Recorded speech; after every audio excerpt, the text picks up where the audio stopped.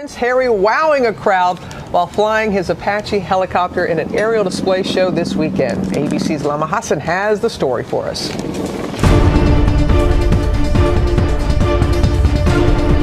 The fighter pilot Prince is used to flying his Apache chopper, fighting the enemy on the front lines in Afghanistan. But he's never done anything like this before. This is a very complex maneuver. For the first time ever, Prince Harry's hair-raising stunt, wowing the crowd. Watch this jaw-dropping, death-defying stunt. Harry weaves in and out, flipping the chopper almost all the way on its back. Watch the video again as the warrior prince cheats gravity.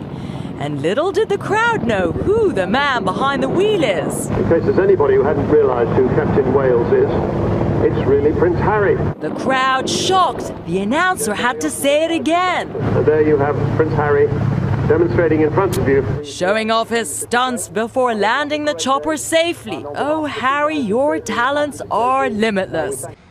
Unfortunately, every single story was complete lies, which it which it always is, basically, which is a shame. But, you know, it's something I'd love to do, and, you know, now I've had the chance once, I suppose I've got quite into it. And at the end of the day, if you join the army, you expect to go on operations. I don't want to sit around at Windsor because I just generally don't like England that much, and, you know, it's nice to be away from all the press and the papers and the general shite that they write. It was too risky for you to go back as a soldier. More the fact that I think the media had said that they would never keep their mouths shut if I went into the same job, so I'd have to do something different if I wanted to go, yes. With the media following his every moment, Harry can't hide his irritation. Harry, you enjoying getting stuck in? Not really with you guys at all. About me, I want to know what's being said, but all it does is just upset me and anger me that people can get away with writing the stuff they do. Not just about me, about everything and everybody. And that mistrust of the press, I mean, how far back does that go? Is that something that's sort of... I think it's fairly obvious how far back it goes, to when I was very small. But, you know, it's something I'd love to do, and, you know, now I've had the chance once, I suppose I've got quite into it. And at the end of the day, if you join the army, you expect to go on operations. I don't want to sit around at Windsor because I just generally don't like England that much, and, you know, it's nice to be away from all the press and the papers and the general shite that they write.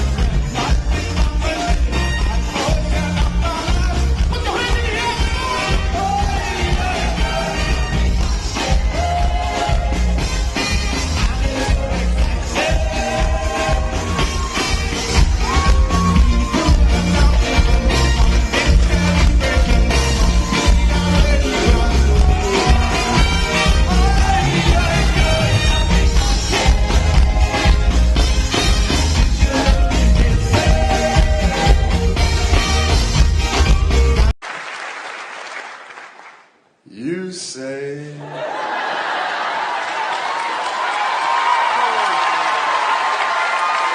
That's definitely not going to happen. He did try, but I said no.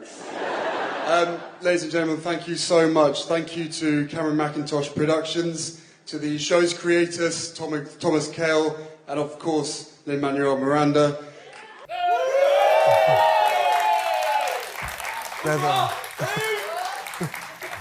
I think...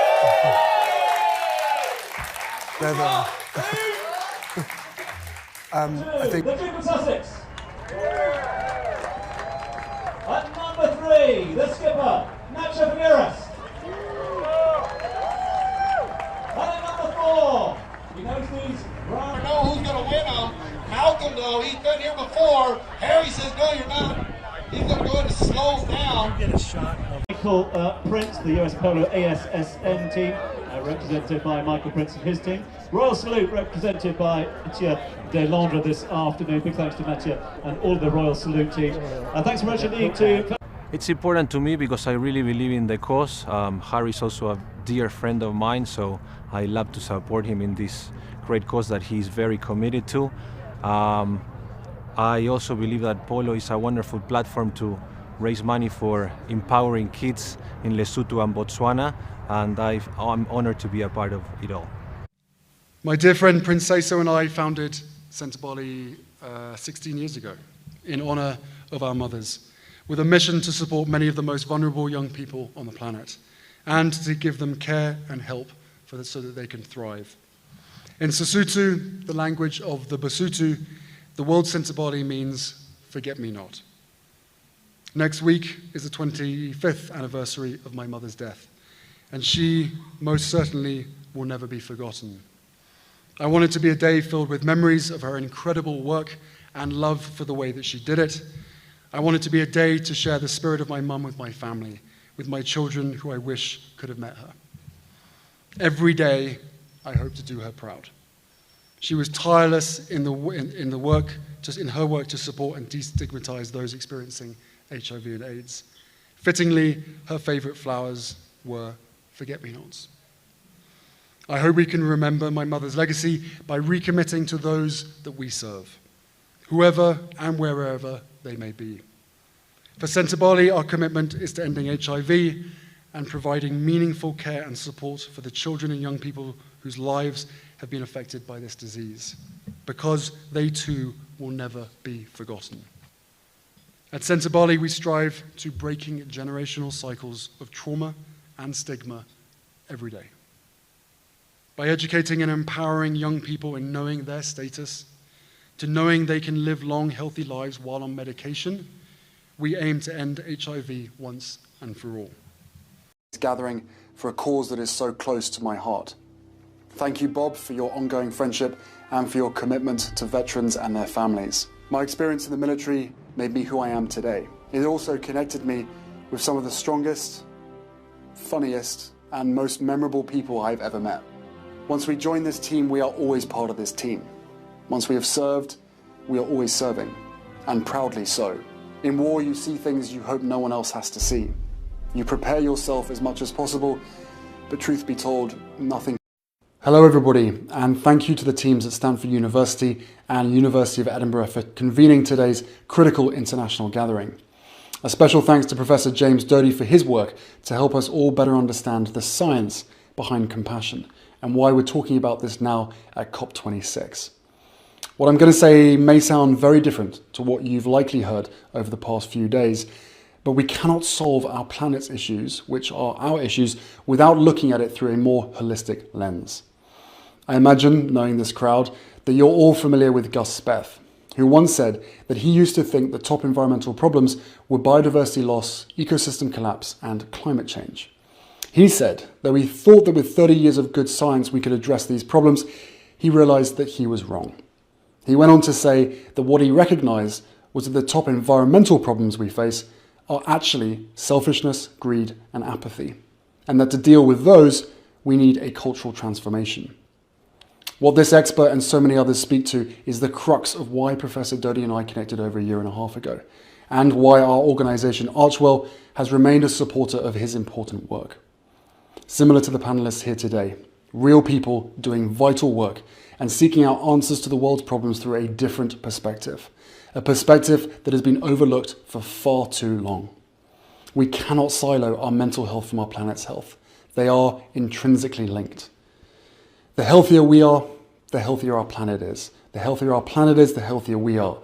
It's combining IQ and EQ and knowing that we cannot solve one problem without solving another. This is at the very heart of Dr. Doty's work. I am proud to be supporting him here today as we discuss the science of compassion. And in a world riddled with so much confusion, misinformation, and paralysis, this data-backed research could be the very thing to break through with clarity and impact. We need this now more than ever before. So thank you for your important work. Over to you. Our mum believed that young people have the power to change the world. She believed in your strength because she saw it day in and day out. And in the faces of young people exactly like you, she witnessed a boundless enthusiasm and passion. And I too see those same values shine through. As it has done for 21 years now, the Diana Award carries her legacy forward by putting young people at the centre of our future. And this has never been more important. And Meghan and I fundamentally believe that our world is at the cusp of change, real change, for the good of all. But the question before us is what that change will look like. The COVID-19 crisis exposed severe inequities and imbalances around the world. We saw the disproportionate effect of this pandemic on communities of colour, on women, on underserved communities, and on less wealthy. But as we honour and reflect on Remembrance Day in the UK, which shares a date tomorrow with Veterans Day here in the US, my hope is for all of us to continue to support the well-being and recognise the value of our troops, our veterans, and the entire military and service family. We and they are better for it. It's a great pleasure to be here with you all, and of course all of our Travelist partners too. And thank you to Visit Scotland and the Edinburgh International Conference Centre for being our co-host today. For those of you who still don't know what Travelist is, we are a coalition of partners with a shared goal to transform the future of tourism and travel for everyone, to give people access to better information and ensure the future development of tourism positively supports the destinations that the industry relies on and that their communities depend on. We believe that travel is a good thing. It is the heart of human experience, of cultural connections and of new friendships. It is a global powerhouse that employs hundreds of millions of people, keeping culture alive, protecting some of the world's most precious spaces, and that introduces us to people, places, and wildlife that we've only ever seen on a screen. It is these experiences that we remember and cherish. As most of you in this room already know, tourism is one of the world's largest economic sectors, generating nearly $9 trillion globally each year, representing 1 in 10 jobs and more than 10% of the world's GDP. And it is rapidly growing. It is predicted that tourism will reach over 1.8 billion travellers by 2030. If we do not act, and in large part get ahead of this inevitable surge, this massive increase will mean we see more of the world's most beautiful destinations closed or destroyed, more communities becoming overwhelmed, more beaches shut because of pollution, and animals and wildlife driven from their natural habitat, which has a huge impact on communities and reduces tourism opportunities. But we are here to find ways to make sure that that does not happen. We all see a future where people are able to take holidays and trips that have social, environmental and economic benefits to communities and destinations built in. Based on our research, there is an increasing desire for these types of trips, and we want to make them a reality for everyone. I wanted to find a way for veterans to be a beacon of light and show us all that we have a role to play, that we all win when we respect our friends, neighbours and communities. The ballet challenge. It's a balancing challenge. They've got their spots on their head, arms out. Do you guys want to show him? Yes. Go on then, spots on your head. Come on, let's do a balancing challenge. Can you guys peek this? Arms out. Ready? Legs up. Legs. One leg. No, don't drop those spots. Careful, careful. Pick a spot and stare at it.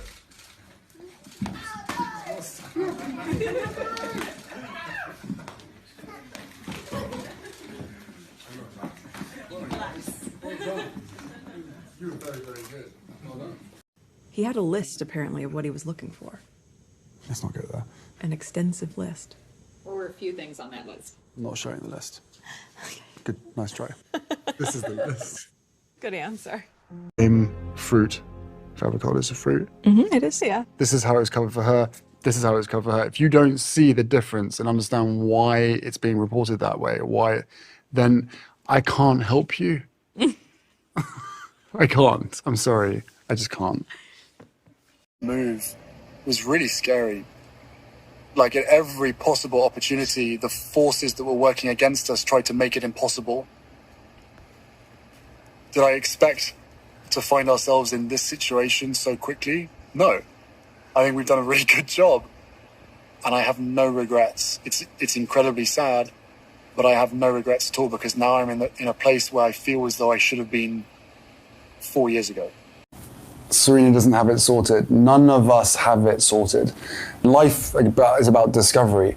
In that discovery, you're gonna find things that you don't like. You're gonna find things that make you uncomfortable. You're gonna find things that are constantly pushing back on you. But as you work your way around those things, all of a sudden, all of the stresses, the chaos, and all the things that were working against you in your life, be it private life, be it work life, whatever it is, that work-life balance, all of the things getting in your way either fall away or you visualize them and are able to turn a negative into a positive and therefore make those things work for you. And when you get to that point, my perspective, it almost feels like a superpower. But it takes time. It's constant. It's a work in progress. For me, personally, it's like not constantly buffering, but it is. It's a work in progress. Some days are great. Some days are really hard. And no matter what I put into it, I'm always kicking myself going, if you'd done this, which you know works for you, then you wouldn't be in this state now. So again, it's work, but out of all the work that we do and all the work that we get pulled towards, it is the most fulfilling work, apart from being a dad. I would say really just make time for yourself, no matter what, no matter how, no matter what situation you're in, that doesn't cost anything, just to take time for yourself, and it goes a long way. And for me, boundaries are super important, as you can tell, but really just set aside just a little time for you, and you'll be a better mom, you'll be a better parent or dad, you'll be a better friend, everything will improve. Thank you so much. But we've got over 500 other competitors around within the 22 nations that we now have, all signed up to coaching, and they love it, as well as some of our Invictus Foundation staff as well, which is also good. Ukrainian relief effort. Yep, we've been doing helped out there. with that. Yep. Black women on board. Black women on boards. Yep. 100 women, black women on various public and private boards, receiving executive coaching through BetterUp. So yeah, it's been busy. Yep. And then, there's a lot. I actually recently found out we're way over budget on our donations. So, yeah. But that's good. It's a good thing to overspend on. Yeah. You really can't overspend on it. Yeah. Right. All right. What You can hold it. Okay. Thanks.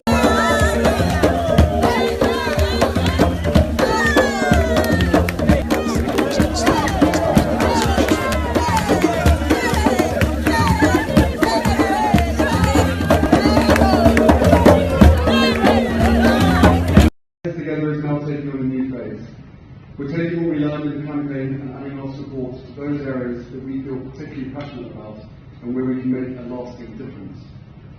It is clear to me that many of the problems and difficulties people face, both in the military and in wider society, all begin with mental health. Yet support for mental health has been an afterthought for far too long. Jay, Jacko, thank you, and to all the other nations as well. Familiar faces, new faces. It is unbelievable to see the journey that. A lot of heads craning to watch them as they come up the aisle.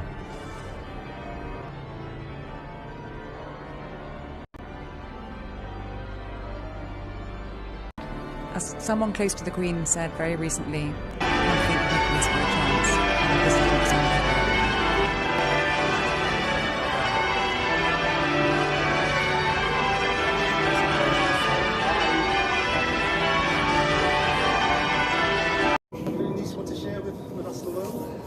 Yes, I'm very excited to announce that Meghan and myself had a baby boy early this morning, a very healthy boy. Mother and baby are doing incredibly well. It's been the most amazing experience I could ever possibly imagine. How any woman does what they do is beyond comprehension, but we're both absolutely thrilled.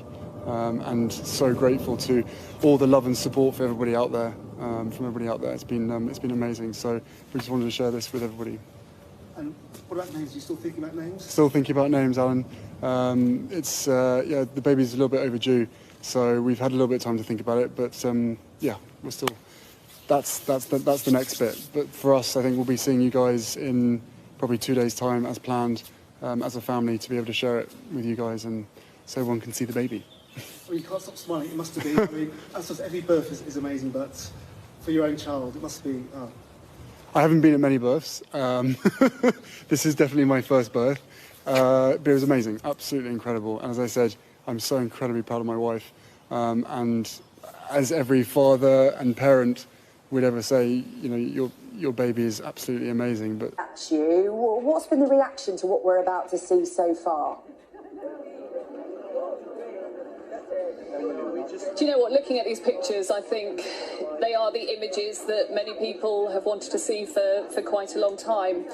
To see the brothers alongside each other, smiling, looking around, looking cheerful after what has been a very difficult 18 months where this very public rift has played out ever since Harry and Meghan decided to step away from royal life. And what's been interesting is the fact that very little has been done to try and play down the fact that the relationship between the two brothers has certainly been strained.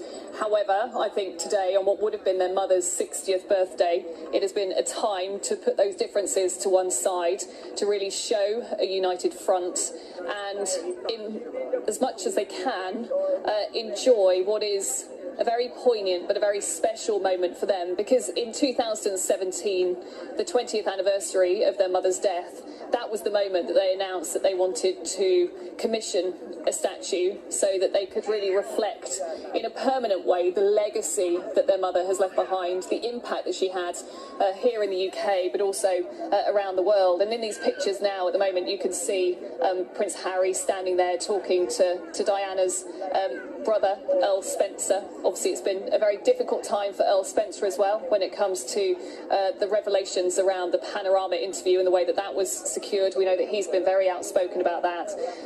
But also I think it's a lovely occasion. Yes, it's a much smaller gathering than we anticipated that this was going to be. I think back in 2007 when they announced they were going to have this statue, we anticipated that it would be a big public event allowing them to share with the public their mother's lasting legacy. I think a couple of things have been at play. Of course, COVID has meant that it's been restricted in terms of the numbers that have been allowed inside the sunken garden, both in terms of those attending this unveiling.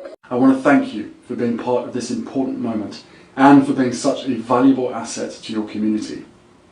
I'm truly honoured to be celebrating your work, your commitment to change making, and the vital role that you've taken on representing a new generation of humanitarianism. Later this week, my brother and I are recognising what would have been our mum's 60th birthday, and she would be so proud of you all for living an authentic life with purpose and with compassion for others. Our mum believed that young people have the power to change the world. She believed in your strength because she saw it day in and day out. And in the faces of young people exactly like you, she witnessed a boundless enthusiasm and passion. And I too see those same values shine through. As it has done for 21 years now, the Diana Award carries her legacy forward by putting young people at the centre of our future. And this has never been more important, and Meghan and I fundamentally believe that our world is at the cusp of change, real change, for the good of all. But the question before us is what that change will look like. The COVID-19 crisis exposed severe inequities and imbalances around the world. We saw the disproportionate effect of this pandemic on communities of colour, on women, on underserved communities and on less wealthy countries. We've seen, and unless we take swift action, we will continue to see a disparity in our humanitarian and moral obligation to vaccinate the world. There is great need for young leadership, and there is no greater time to be a young leader. I believe in you, we believe in you, and that belief in your own ability to change the world, in doing the right thing, is what makes you a force to be reckoned with.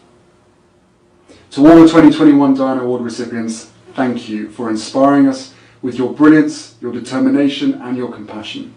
Your actions hold the potential to leave a life-changing impact.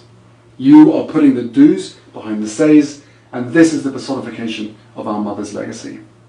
To everyone else watching, I'm hopeful that today's award recipients have inspired you to be part of a future where humanity is cherished, where our communities are supported and uplifted, and where we are considerate and compassionate to each other, both online and off. Beyonce just texted. Really meant. Shut up. Just checking in. Just checking in. Just casual. I still can't believe she knows who I am.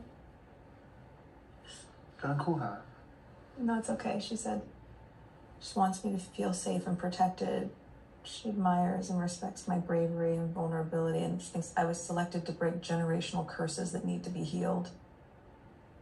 It's all said. I appreciate, respect, and honor you, my treasure, for the family we will create.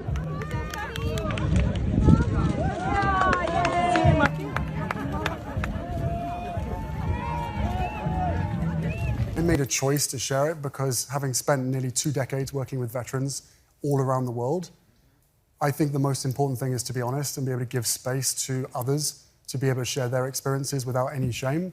And my whole goal and my attempt with sharing that detail is to reduce the number of suicides.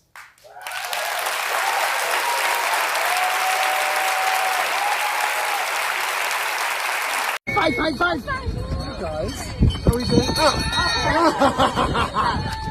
Hi, nice to see you. I'm going to see you tonight. Yes. So we'll see you backstage. Yes. Are you enjoying yourselves? Good. I saw your little video the other day. You running up and down the track. Well done. Keep busy. See you later. Okay, see you Cheers. later. Bye.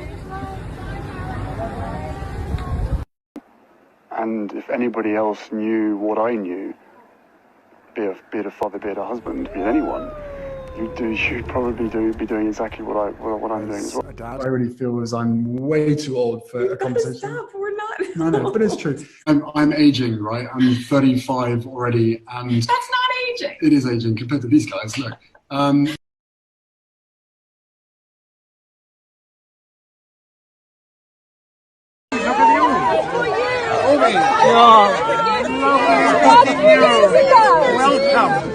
This is for you, Meghan.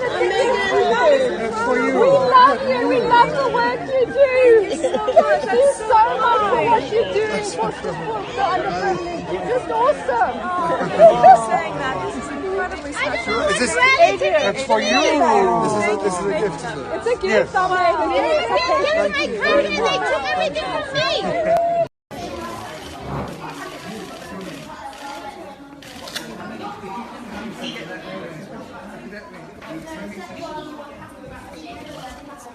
It is Harry right there. And it was time for Jude to part with his chocolate egg. Guess what? Oh. You don't want to give it to me though, you want to keep it. And one prince went away empty-handed. What are you going to do with this egg, Jude?